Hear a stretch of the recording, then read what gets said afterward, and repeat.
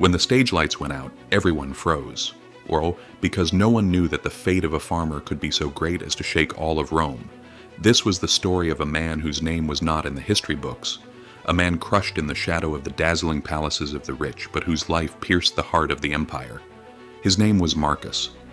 And at that moment, no one knew that what happened to Marcus would change not only his own fate, but the future of all the people. Marcus was an ordinary farmer living during the expansion of the Roman Republic.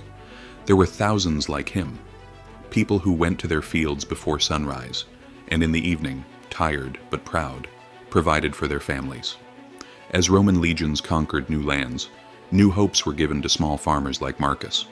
Public lands were supposedly for the people, but the real shock was about to begin. Rehook.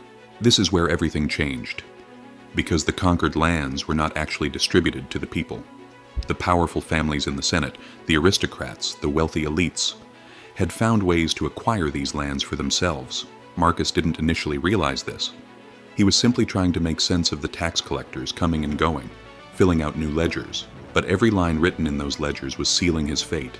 In Rome, there was the ager publicus, or public land system. On paper, these lands were open to public use. But in practice, the wealthy, using their representatives, corporations, and political power, quickly seized these lands. Thus, giant estates called latifundia emerged. Marcus's field was like a tiny speck among these giants. But the truly shocking thing was, his field was under threat.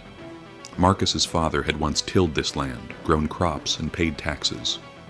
But now new taxes had come into effect. The cost of wars was growing. State expenses were increasing.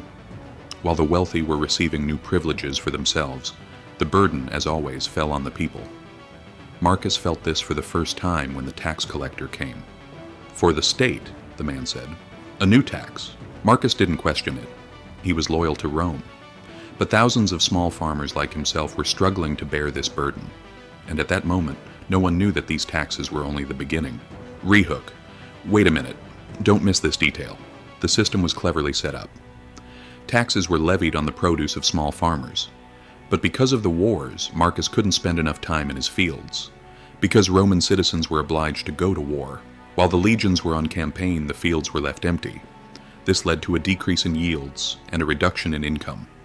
The rich, on the other hand, benefited from slave labor, increased their production, and dominated the market. This is where Marcus's first downfall began. Taxes increased, yields decreased, income fell. And then the door of debt opened. The wealthy lenders. They always seemed benevolent. But the reality was quite different. Don't worry, Marcus, they said. Borrow money, pay it back at harvest time. But they didn't mention the interest. And when Marcus took out his first loan, he didn't realize he was making the biggest mistake of his life. Rehook. You haven't seen the biggest surprise yet. Because the debt couldn't be repaid, the harvest was bad. The legion call came again. He left his family behind. At that time, Rome had a debt system called nexum. If a debt couldn't be repaid, the person was forced to repay it with labor. That's how debt slavery began. When Marcus returned from the army, he found that strangers had marked his field. But the real blow came when he learned that new taxes were coming. Because as Rome expanded, the tax burden increased. But the real owners of the land, the wealthy aristocrats, had found ways to evade taxes. The tax burden always fell on the shoulders of the small farmers. One day when the tax collector came, Marcus's voice trembled. "This is unfair," he said. The collector shrugged. "Justice?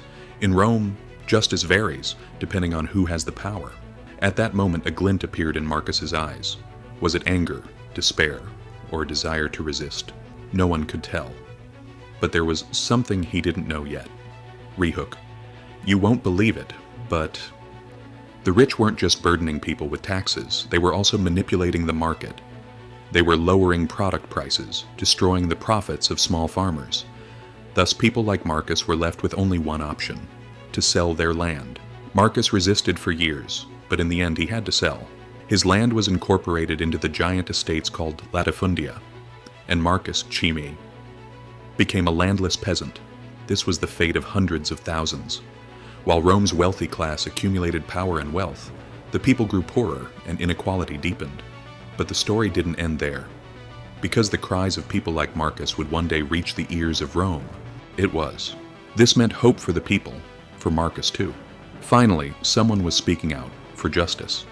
But rehook. This is where everything changed. The wealthy saw these reforms as an attack on their fortunes. Great debates erupted in the Senate. While farmers like Marcus supported the Gracchi brothers, the aristocrats declared them traitors. For the first time in Roman history, a tribune was murdered for political gain. Tiberius Gracchus was lynched. When Marcus heard this, his knees buckled. "He stood up for us," he said, "and they killed him." But the real shock was when Gaius shared the same fate. Two brothers, for the sake of land reform, lost their lives. And Marcus understood a truth. There was no justice in Rome. There was power. The blood of the people was watered by the wealth of the rich. Taxes, debts, land grabbing, manipulation. It was all planned. Small farmers were destroyed. Latifundia grew. Inequality deepened. Land was concentrated in the hands of a few families. And Rome began to rot from within. Marcus finally left the city. Looking at the land he once owned, he said, "This was mine." But history was merciless. The real owner was power, and that power would play the same game even centuries later. Final cliffhanger. Everyone had learned the truth. But the real shock was this. Rome's fall did not begin with barbarians from outside, but with greed from within.